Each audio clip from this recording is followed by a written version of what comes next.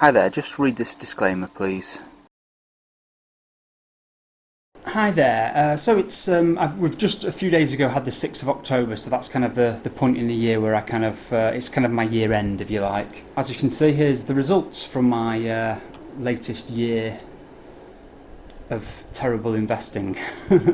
Because as you can see here, I've made a total return of 1.02% this year. If we go to this little spreadsheet here, I've got each of my kind of alternatives, if you like, and they've all beaten me.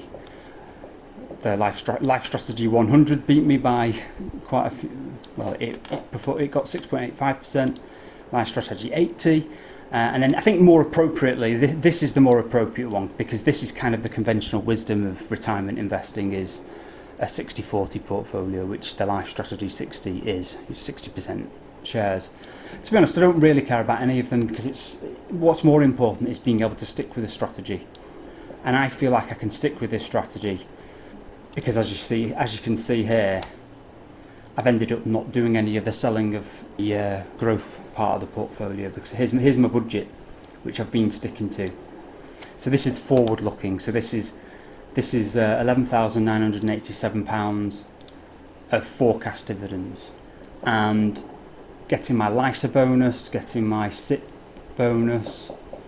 So there's the total income, and then obviously the interest on the cash that I have outside of the portfolio as well, which is kind of recorded here, 19,000.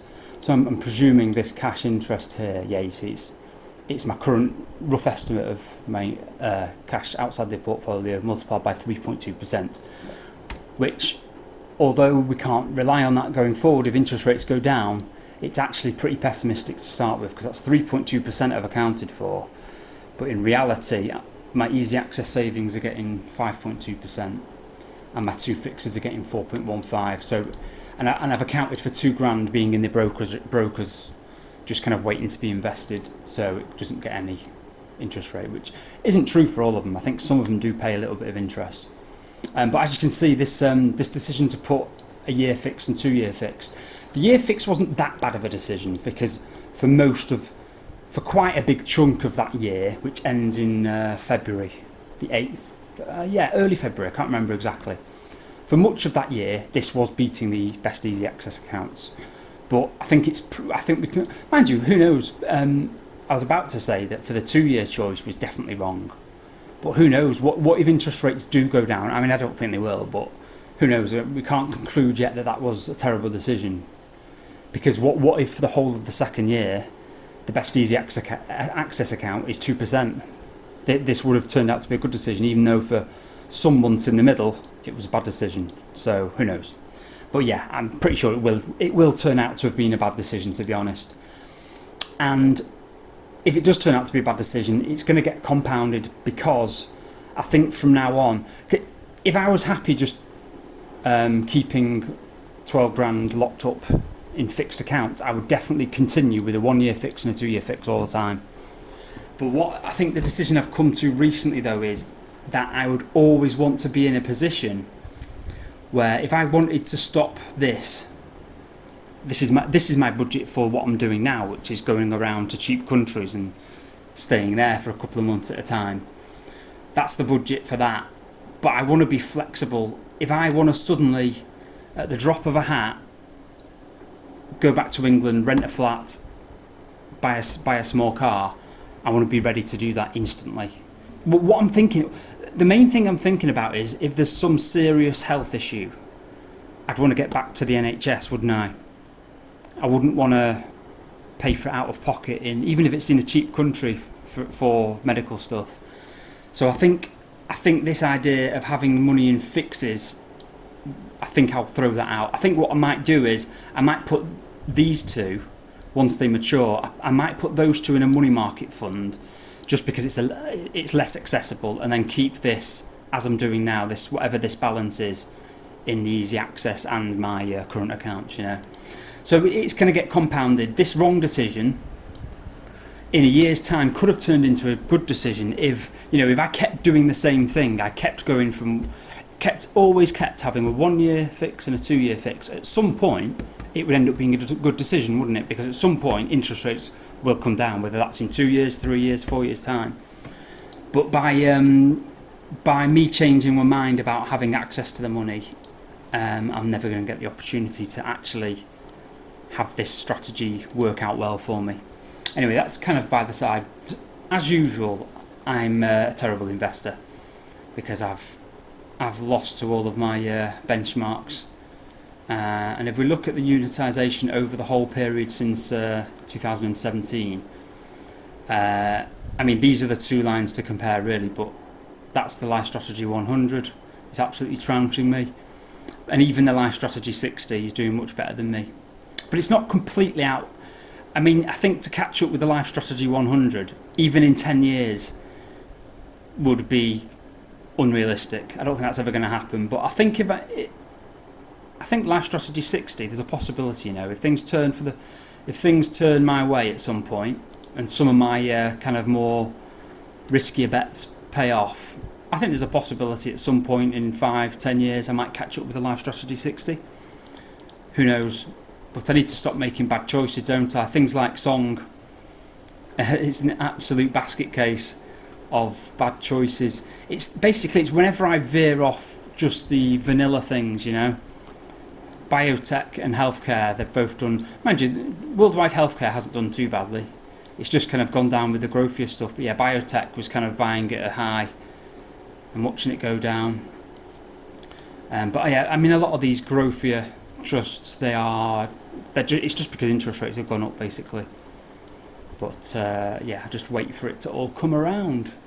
Whether it be 5, 10, 15 years, who knows? But yeah, then all of my UK ones as well are not doing too well. But I mean, they're not doing appallingly badly.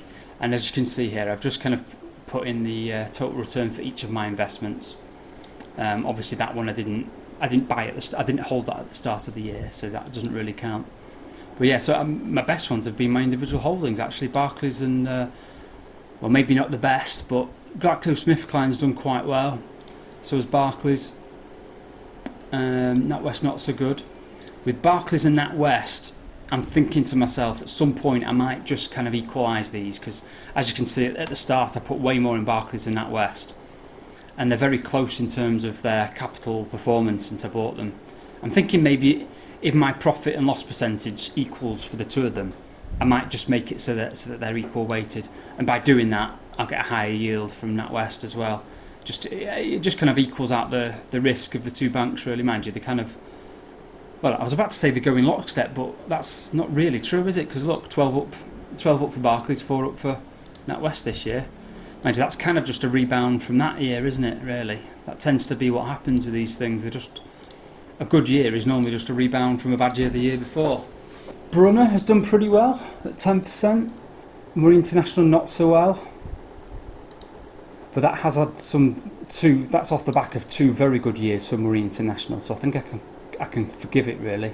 But yeah, Henderson International is kind of a good steady performer over the 3 years, and Scottish Americans have been pretty good as well, and then Fundsmith just kind of middle of the road.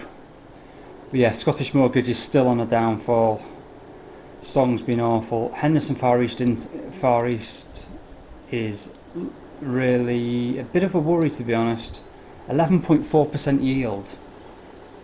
It's really just gone down in value, and hence the yield's gone up.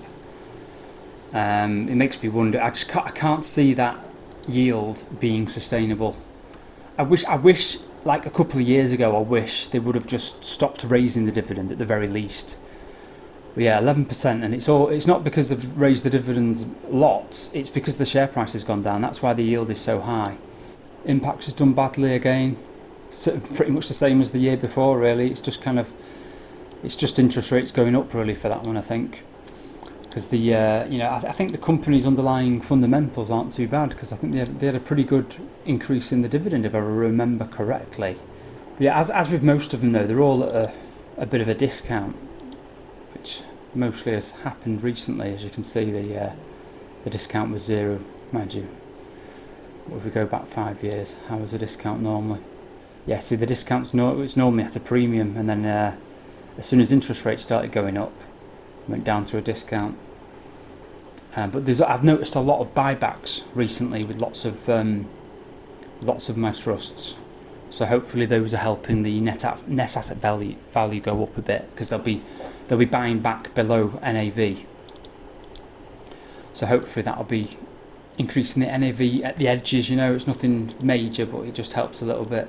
Yeah, so there was a dividend increase here, 1.7 to 1.5, 13% increase from first interim to first interim. So that makes me think that it's not the companies doing badly, they're making more profits, hence they're making bigger dividend payments.